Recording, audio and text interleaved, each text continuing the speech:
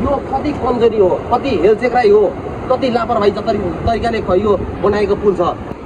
नमस्कार दर्शक महानुभावहरू, म अरुण उपत्यकाको खोजी खबरबाट यो भिडियो प्रसारण गरिरहेको छु। सबैजनाले यो भिडियो अन्तिम समय हेरिदिनु होला, किनभने आज म योभन्दा अगाडि यो पछाडि रहेको पुलको बारेमा केही कुरोहरू बोलेको थिएँ, पुल बनिँदै गरेको बारेमा। र अहिले चाहिँ यो पुल बनिसकेको छैन र यो बनिन सक्दाखेरि नै अहिले यो पुल भत्किसकेको छ।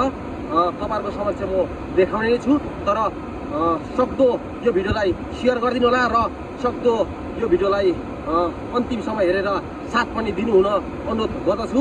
र यो पेजलाई नयाँ हुनुहुन्छ भने फलो पनि गर्न नभुल्नु होला भन्दै अब भिडियोतर्फ हामी लाग्दैछौँ।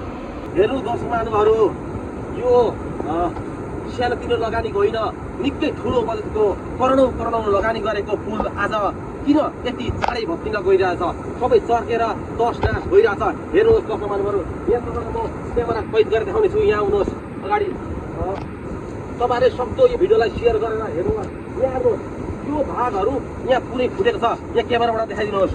यहाँ पुरै यो क्यामेरा पुरै भत्केर यो यसरी टालेको छ। किन यो यसरी टाल्यो, किन यो लापरवाही गरियो? हेर्नुहोस् दर्शक महानुभावहरू, यो सबै जनताको करबाट बनिएको पुल हो यो। किनभने हामीले अलिकति ध्यान पनि दिनुपर्छ यो, किनभने यसरी बनिसकेको पुल भर्खर निर्णय भएको 2-4 महिना मात्रै हुँदैछ, तर 2-3 महिना बाइक कुद्ने र गाडी कुद्ने बित्तिकै किन यसरी भत्कियो?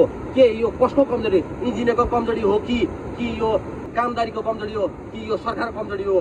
के हो यो त वास्तविक कुरो? यो बुझ्नु जरुरी छ। हामीले आउनुहोस् अलिक परतिर जाउँ, किनभने यसको मेन स्लाबहरू नै भित्र धेरै लामो चर्केका छन्। आउनुहोस् भिडियोसम्म, म अन्तिमसम्म देखाउने छु। तर यो भिडियोलाई सक्दो सेयर गरेर सबैको सामुन्ने पुर्याइदिनु होला, सरकारसम्म पुगोस् यो भिडियोहरू। र सबैजनाले माया गर्नु, र नयाँ हुनुहुन्छ भने यो पेजलाई अवश्य फलो गरेर पनि नभुल्नु होला र लाइक गरेर पनि नभुल्नु होला। यो पुल भनेको सडक नगरपालिका र खानापा नगरपालिका बिचमा बनिँदै गरेको पक्की पुल हो यो। किनभने हामीले यो स्थानीयवासी र वडासँगले पनि केही कुरो यो बोलिदिनु जरुरी छ। किनले हेर्दै भने किन यसरी लापरवाही हुँदैन कि थियो भन्ने मसँग अनुभव मैले बढिरहेको छु। हेर्नु दर्शक महानुभावहरू, यसरी चर्किरहेको छ। किन चर्किरहेछ? यो खेलाउन हो त? यो त सानो भाँडाकुटी खेले जस्तो भइगयो नि यो पुल बनाएको। हेर्नुहोस् दर्शक महानुभावहरू, ल आउनुहोस् दर्शक महानुभावहरू, म त भाडा देखाउने छु। यहाँबाट सरेर आउनुहोस्, यहाँ पुल हेर्नुहोस्। किन लापरवाही तरिकाले यस्तो बन्ने पुल? किनभने यो सानोतिनो खेलाउन जस्तो पुल होइन यो, किनभने यो धेरै करोडौं लगानी गरेको पुल हो। हेर्नुहोस् दर्शक महानुभावहरू, यहाँ पर्तिर कसरी चर्किरहेको छ। यहाँ हेर्नुहोस्, म यहाँ छु, अप्ठ्यारो बाटो छ। हेर्नुहोस् यहाँ पर्तिर हेर्नुहोस् त, पुरै यसरी चर्किरहेको छ यहाँनिर। हेर्नु दर्शक महानुभावहरू, किन यसरी लापरवाही गरियो? यत्रो करोडौंको पुल।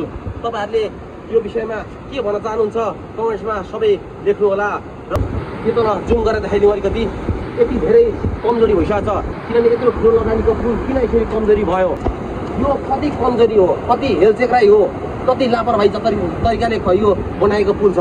यति करोडौं लगानी गरेको पुल त सायद वर्षौं 100 वर्षको आयु, सिमेन्टकै 50 वर्षको आयु हुन्छ भन्छन्। तर किन यो यसरी लापरवाही तरिकाले अहिले बनिसकेको 2 महिना 3 महिना भएको छैन?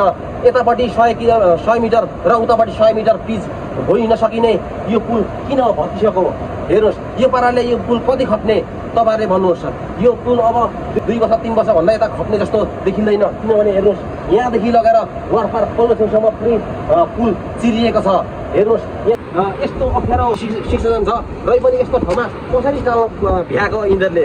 हेर्नुहोस् यहाँ यो सबै वरपार पुरै टालिएको छ। यो परिसकेको यो भाँच्न लागेको पुललाई पुरै टालेर मर्मत गरिएको छ। यो कति हेपाइदी काम जस्तो पनि भइरहेछ। हेर्नु दर्शक महानुभावहरू, तपाईँहरूले के भन्न चाहनुहुन्छ यो विषयलाई?